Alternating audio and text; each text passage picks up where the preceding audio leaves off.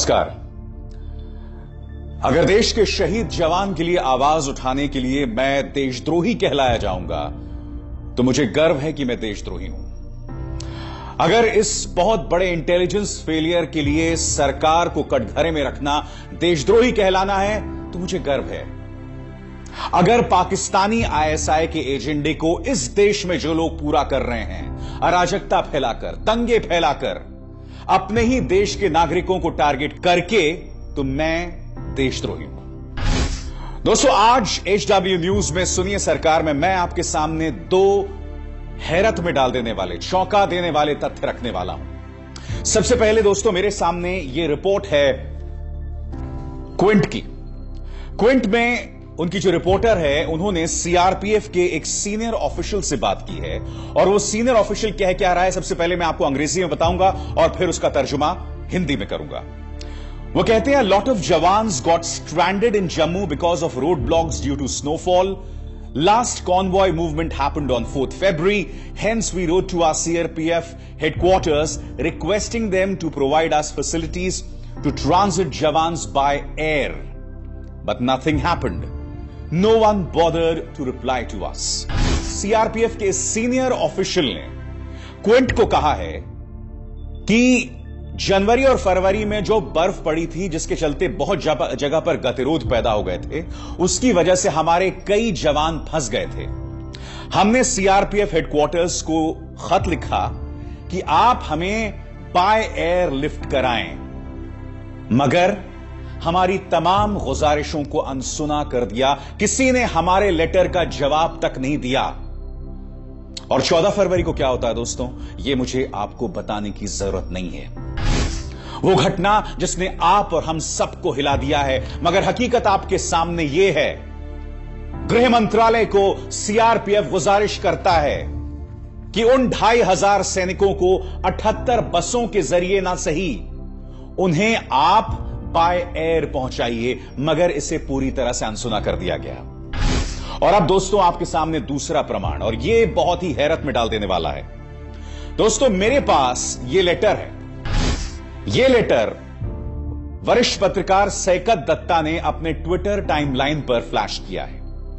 यह लेटर क्या कहता है, मैं इस वक्त आपको पूरे स्क्रीन पर दिखाना चाहूंगा।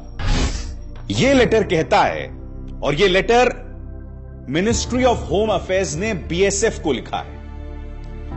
इसमें कहा गया है कि आपने हमें एक याचिका भेजी थी जिसका नंबर था 2400 बाय OPS/17C 2018 39697 डेटेड 7/1/2019, और यह गुजारिश की गई थी, बीएसएफ ने गुजारिश की थी कि आप हमें MI-17 हेलीकॉप्टर्स दीजिए 2 महीने के लिए।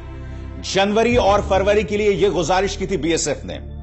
और इसके जवाब में गृह मंत्रालय ने क्या कहा कि इस मामले की हमने जांच की है, बीएसएफ के एयरविंग के साथ हमने मशवरा किया है और हमने पाया है कि आपको MI-17 हेलीकॉप्टर्स देना 2 महीने के लिए संभव नहीं है। However, BSF is requested to submit their proposal for airlifting of their stranded personnel through IAF aircrafts as and when requirement arises. जहां एक तरफ से सूत्रों के हवाले से गृह मंत्रालय ने कहा है कि सीआरपीएफ से जुड़ी खबर सरासर झूठी है और उसमें कोई तथ्य नहीं है, बीएसएफ के खत पर मिनिस्ट्री ऑफ होम अफेयर्स ने चुप्पी साध ली है, तो क्या यह सवाल उठाया जाना जरूरी नहीं है? मेरा सवाल गृह मंत्रालय से और मोदी सरकार से, क्या अब आप इंतजार कर रहे हैं कि इसी तरह की कोई घटना जो है वो बीएसएफ के साथ हो? क्योंकि मेरे 40 भाई वो तो शहीद हो चुके हैं, उनके परिवार रो रहे हैं, उनके आंसुओं पर बेशर्मी से सत्तारूढ़ भारतीय जनता पार्टी सियासत कर रही है, मगर उन्होंने जो ये तमाम लेटर्स आपके सामने भेजे थे, आपने उसे पूरी तरह से अनसुना कर दिया। मेरा आपसे सवाल है, क्यों? और यह सवाल आपसे कोई नहीं करेगा दोस्तों मैं आपको बताना चाहूंगा कि वाईपीएस पनवर, जो कि रिटायर्ड आईजीपी हैं सीआरपीएफ के, उन्होंने क्या कहा। उन्होंने कहा कि movement of 78 vehicles in a convoy was like a sitting duck for terrorist. I feel transporting so many jawans together was not a correct decision.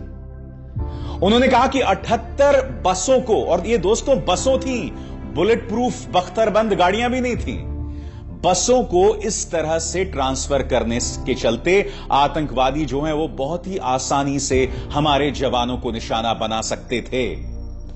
ये कोई और नहीं, सीआरपीएफ के फॉर्मर आईजी कह रहे हैं। अब आप मुझे बताइए, इसके बाद ऐसे में आप क्या कीजिएगा? क्या अब भी आप देशभक्ति का राग एक तरह से अलापते रहिएगा? क्या आप इस वक्त भी अपने सरकार से कोई सवाल नहीं करेंगे? मुझे पूरा भरोसा है कि देशभक्ति के रंग में रंगे लोग सही जानकारियां भी हमारी एजेंसियों तक पहुंचाएंगे ताकि आतंक को कुचलने में हमारी लड़ाई और तेज हो सके। मैं आतंकी संगठनों को और उनके सरपरस्तों को कहना चाहता हूं कि वे बहुत बड़ी गलती कर चुके हैं। दोस्तों, दुख की बात यह है कि जब इस तरह की घटना हो रही है तो आपके जहन में सवाल पैदा होता है कि भाई आपने उन्हें एयरलिफ्ट क्यों नहीं कराया, आपने उन्हें हेलीकॉप्टर्स क्यों नहीं प्रोवाइड किए ताकि वो हवा के जरिए पहुंच सकते थे श्रीनगर। क्योंकि देखिए, यह सरकार क्या है मैं आपको बताता हूं। बेटी बचाओ बेटी पढ़ाओ जब पूरा आंदोलन शुरू होता है, पूरा कैंपेन शुरू होता है, तो खबर यह आती है कि उसमें से 50% से ज्यादा जो है वो एडवर्टाइजमेंट में, विज्ञापनों में खर्च हो गया। इसी तरह से आप हर पेट्रोल पंप में प्रधानमंत्री नरेंद्र मोदी की तस्वीर देखते हैं, हर जगह आप देखते हैं कि प्रधानमंत्री की नरेंद्र मोदी का चेहरा है, यानी कि यहां पर भी आप देख रहे हैं पैसा कितना खर्च हो रहा है। अब जिस दिन यह त्रासदी हुई, उस दिन की घटना मैं आपको पढ़ के सुनाना चाहूंगा दोस्तों। उस दिन प्रधानमंत्री उत्तराखंड में थे। यह खबर है दोस्तों, और यह खबर क्या कहती है, नैनीताल की खबर है। प्रधानमंत्री नरेंद्र मोदी ने बृहस्पतिवार को कॉर्बेट नेशनल पार्क में डिस्कवरी चैनल की शूटिंग में भी हिस्सा लिया। इस दौरान प्रधानमंत्री ने कॉर्बेट का हर पहलू देखा और उसके बारे में जानकारी भी ली। चैनल जल्द ही ये शूटिंग प्रसारित करेगा। प्रधानमंत्री मोदी डिस्कवरी चैनल के आग्रह पर बृहस्पतिवार को पश्चिमी रामगंगा नदी के रास्ते बोट पर सवार होकर कालागढ़ डैम से ढिकाला गए थे। करीब 30 मिनट की यात्रा के दौरान नदी में मौजूद घड़ियाल को निहारते हुए प्रधानमंत्री ने शूटिंग की थी।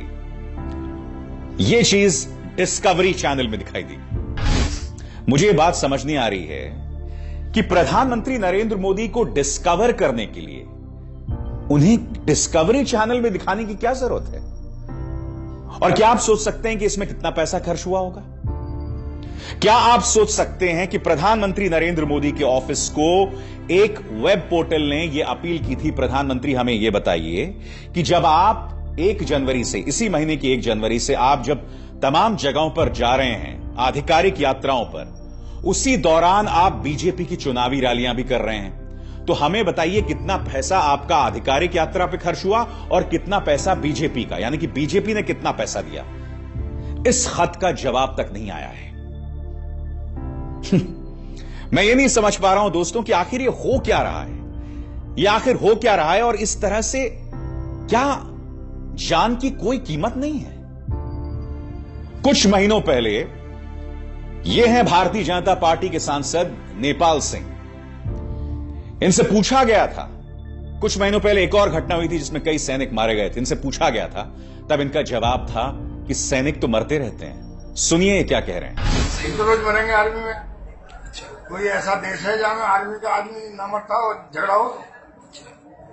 गांव में भी झगड़ा होता है, लठेबाजी होती है, तो कोई देखा तो आया हो भाई। दोस्तों, हकीकत यही है। हम ये मान के चलते हैं कि साहब सैनिक है तो उसको जान देनी होगी। ये है आपके सांसद, ये है इनकी इनसेंसिटिविटी, ये है इनकी संवेदनहीनता। और दोस्तों, अब ये तस्वीर देखिए। कल हमारे पर्यटन राज्य मंत्री के अल्फोंस जो हैं, वो एक शहीद को श्रद्धांजलि देने गए थे और आप देख सकते हैं कि उनके पार्थिव शरीर के साथ माननीय मंत्री जी सेल्फी खिंचवा रहे हैं। अरे कोई शर्म और लिहाज तो कीजिए।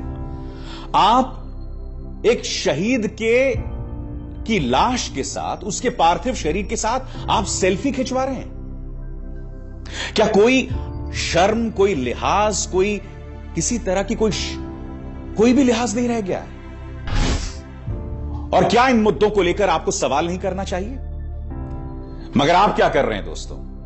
आप ये कर रहे हैं दोस्तों कि आप किसी तरह से अपने ही देश की जनता के लोगों को निशाना बना रहे हैं। जी, आप उन्हीं को निशाना बना रहे हैं दोस्तों। देहरादून में 12 कश्मीरी छात्रों को खुद को कमरे में बंद करना पड़ा क्योंकि विश्व हिंदू परिषद और बजरंग दल के नेता उन्हें टारगेट कर रहे थे। जी हां, अब मैं आपके सामने कुछ तस्वीरें दिखाना चाहता हूं। HW न्यूज ने आपके सामने जम्मू से ये तस्वीरें प्रसारित की थी। आइए ये तस्वीरें फिर से देखते हैं। इन तस्वीरों में आप देख रहे हैं कि अपनी ही देश की गाड़ियों को जलाया जा रहा है। अपने ही देश की गाड़ियों को। यह चीज कल्पना से विचित्र हो सकती है। अब धूं धूं करती एक और गाड़ी को जलते देखिए। दोस्तों, यह जम्मू की तस्वीर नहीं है, यह एक और शहर की तस्वीर है, मगर मैं उस शहर का नाम नहीं बताऊंगा क्योंकि मैं नहीं बताना चाहता कि देश में कहां कहां इस मुद्दे को लेकर बेवजह अपने ही देश की जनता को टारगेट किया जा रहा है। जी हां, मैं आज आपसे कुछ सवाल पूछना चाहता हूं जो लोग इस तरह से हमला कर रहे हैं बेकसूरों पर। दोस्तों, पाकिस्तान का की ISI भी तो यही चाहती है ना कि हमारे देश में बड़े पैमाने पर दंगे हों। ये जो बहादुर लोग हैं जो अपनी ही देश की जनता को टारगेट कर रहे हैं, इनसे मेरी अपील है कि जाइए, आप सीमा पार कीजिए, पाकिस्तान पर हमला बोलिए। किसने रोका है आपको? सरकार तो आपकी अपनी है ना, ये सरकार भी आपको ट्रांसफर करवा देगी सीमा के पार। जाइए, अपनी लाठी, डंडो, त्रिशूल, जो भी चीज है उसको लेकर जाइए, आप करिए हमला, कौन रोकेगा आपको? मगर आप क्या कर रहे हैं? आप अपनी देश की जनता पर निशाना साध रहे हैं। आप न सिर्फ अपनी देश की जनता पर निशाना साध रहे हैं, बल्कि आप अपनी ही प्रॉपर्टी का बड़े पैमाने पर नुकसान कर रहे हैं।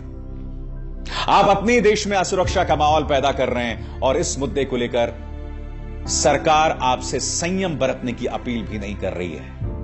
ना आप इस सरकार से इंटेलिजेंस फेलियर को लेकर सवाल कर रहे हैं, ना आप इस सरकार के दोहरे मापदंड को लेकर सवाल कर रहे हैं। जिस तरह से सरकार इस मुद्दे को, पुलवामा को, जो एक इंटेलिजेंस फेलियर है, उसे लेकर वो जिस तरह से सियासी तौर पर भुनाने की कोशिश कर रही है, आप उस पर भी उसे लेकर सवाल नहीं कर रहे हैं। और जैसे कि इस कार्यक्रम की शुरुआत में मैंने आपको बताया था दोस्तों कि किस तरह से BSF ने भी और CRPF ने भी, दोनों ने हाथ जोड़कर भीख मांगा था कि आप हमें एयर के जरिए, हवा के जरिए, हेलीकॉप्टर के जरिए ट्रांसफर कर दीजिए, मगर इस सरकार ने उनकी मांग को अनसुना कर दिया। कौन जिम्मेदार हैं उन मौतों के लिए, उन शहादतों के लिए? अब आप मुझे बताइए, अब आप मुझे बताइए। खैर, ये तमाम ऐसे मुद्दे हैं दोस्तों जो आपके सामने कोई नहीं रखने वाला है, मगर आज से कई सालों बाद जब इतिहास लिखा जाएगा और जब ये कहा जाएगा कि जब ये हमारे सैनिकों की शहादत हुई तो उसके जड़ मुद्दे पे कौन गया था, उसके रूट कॉज में कौन गया था, जिसके तहत ये सवाल उठाए गए कि इन्हें सही सुरक्षा क्यों नहीं मिली। और दोस्तों, इस प्रोपेगेंडा में मीडिया शामिल है। अब आप देखिए ये क्लिप, इसके अंदर मेजर जनरल बख्शी, जी हां, इनसे पूछा गया कि ये कार इतनी आसानी से किस तरह से, जिस कार के जरिए 300 किलोग्राम एक्सप्लोसिव्स के जरिए हमला किया गया था, आखिर ये कार इतनी आसानी से कैसे यहां पर आ गई? तब उन्होंने दोष मढ़ दिया महबूबा मुफ्ती पर। सुनिए वो क्या कह रहे हैं। महबूबा मुफ्ती के राज्यकाल में श्रीनगर के बाहर 3 चेक पोस्ट लगे थे आर्मी के। एक कश्मीरी सज्जन आए, बड़े गुस्सा उनको आया कि मुझे रोका, चेक क्यों किया जा रहा है। वो पहले बैरियर से क्रैश करते हुए गए, दूसरे बैरियर को क्रैश किया, तीसरे बैरियर पे हताश होके बोलने के बाद भी जब नहीं रोका तो सिपाही ने फायर खोला और वो मारे गए। बवाल खड़ा हो गया साहब। भारत की जालिम फौज, ये फौज क्यों तंग कर रही है लोगों को। और वहां पे महबूबा मुफ्ती ने इंश्योर किया कि वो जो बेचारा जवान जिसने फायर खोला था, आज वो तिहाड़ जेल में है।